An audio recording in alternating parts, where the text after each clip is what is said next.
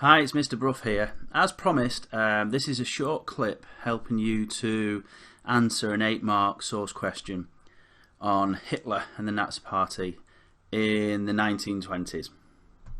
So we're going to analyse and evaluate two historical sources. We are going to have a look at source G, which is a letter written by Hitler in 1924, where he talks of the need of the Nazi parties to change the methods of how they're going to gain power. And the second source H, also is from 1924 and is a propaganda poster created by the Nazi Party. And we're going to ask how useful these two sources are in gaining an understanding of Nazi beliefs in the 1920s. Okay. So if we look at source G first of all, and we go through it, Hitler says that they're going to have to adopt a new policy. They're going to have to change their tactics to gain power. And that certainly is true. Historical knowledge supports that. When he was in prison, Landsberg prison, Hitler decided that in the future the Nazis would have to gain power through democracy rather than force. In the same source, Hitler writes, "We will have to hold our noses." And what he means by that is they'll have to use democracy to gain power, despite not liking democracy.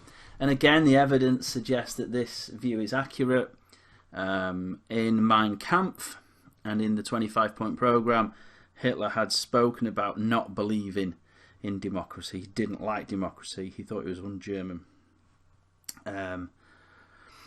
Hitler says that it will take some time before it will succeed, and at the end of the day, that's why Hitler did all the reorganisation in the late 1920s, organising the national headquarters, organising the SA, the SS, etc., because he knew that this was the time to organise. And at the end of the source, it says after that, Germany, and what Hitler means by that is he still plans to take power in Germany. Okay, so this source is telling us quite a lot. It's saying that there's going to be a new policy. The new policy will be to use democracy to gain power, that Hitler still wants power in Germany, and that he doesn't like the method they're going to use, using the phrase hold our noses. Now, in terms of nature, origin, purpose, it's a letter. It's private correspondence. Its purpose is to inform somebody else of his views, and therefore it's likely to be quite credible. It's a credible reflection on what Hitler was really thinking at the time. And then if we analyse source H, this is a propaganda poster, a campaign poster for elections for 1924, and there's lots going on here actually, which makes it very useful. Starting on the top right, you can see an Aryan-looking man. He looks very strong-jawed, determined, with a hammer in his hand, so a working German man. And he's the one doing the work, and he's Aryan, blonde hair, blue eyes. Below that, we can see that we've got a swastika, and that swastika is contained within a German flag. And so that shows nationalism and German pride that the Nazis believed in. In terms of the lady, we can see that the lady is a mother. Okay, so that supports the Nazi ideas that women really shouldn't do the work, that men should do the work and women should be mums. And we can see the baby, and actually if you look at the woman's gaze, she is focused on the baby, so it is literally making the point that women should be focused on having babies. And the other point you can see in the picture there is that physically the woman is lower down than the man, and that's making the point that men have more status in society than women in terms of Nazi ideas. So this is very much supported by evidence from the time. Hitler in the 25-point program, Hitler in Mein Kampf, talked about different roles for German men and women. We know that Hitler set up the Hitler Youth and the League of German Maidens for boys and girls having different roles. The other significant thing about this poster in terms of a nopping Okay, it's Nature, it's a campaign poster. Origin 1924, purpose to spread Nazi ideas to get people to vote for the Nazis. And again, the purpose makes it useful, okay? If it's a propaganda poster trying to sell Nazi ideas to German people, then it clearly shows Nazi beliefs. So it's useful in that sense. It's also useful as evidence of the fact that the Nazi Party changed its campaign tactics.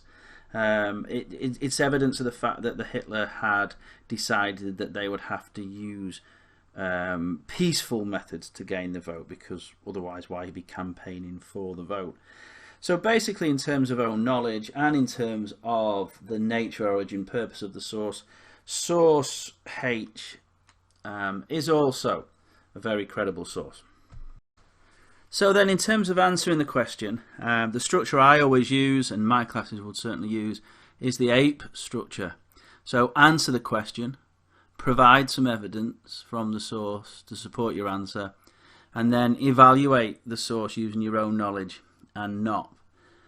So both of the sources are useful. They are really quite useful. So you would start with source G is quite useful, and then you would say source G is quite useful because it tells me this.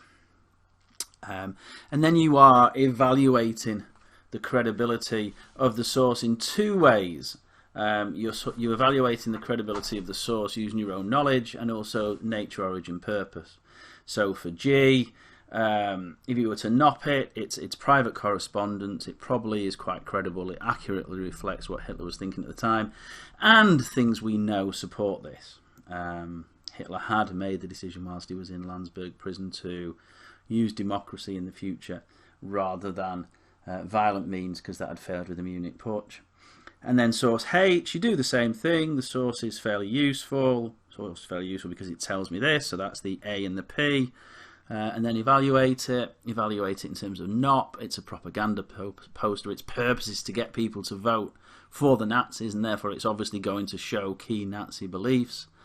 Its audience is German families, and then again you can evaluate it in terms of own knowledge. It does accurately reflect Hitler's views on the role of women and men in society. These were outlined in the 25-point programme and his book Mein Kampf. So have a go at answering this. Please structure your answer. Okay, for my classes, definitely use APE. For other classes, if you use a different structure, please use a different structure. But it is important that you do structure your answer. And so you've got 2 paragraphs, and each paragraph both analyses, understands the point being made, and then evaluates, weighs up how credible that source is. All right, okay. Get that done and then send that in to us, please. The very best way of doing this is a Word document that you've typed up and then uploaded to Teams. If you can't upload it to Teams, the next best way of doing it is to type it up and send it through as an email.